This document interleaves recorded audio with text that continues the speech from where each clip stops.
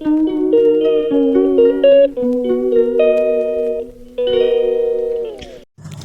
guys, so let's make omelette curry today. So let's take the 2 egg and tomato, chili and salt and onion. Let's keep that ready with the oil.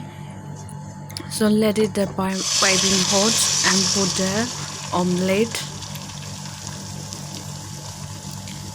and let it cook nicely. After that, let's flip the another side. So now it's done. So let's keep aside.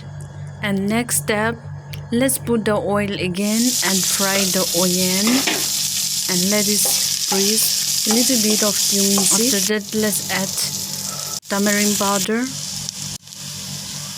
coriander powder, chili powder, and after that fry and add tomato.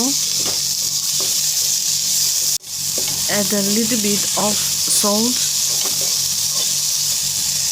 So here's the egg. Let's cut the egg and after that add in a potato curry.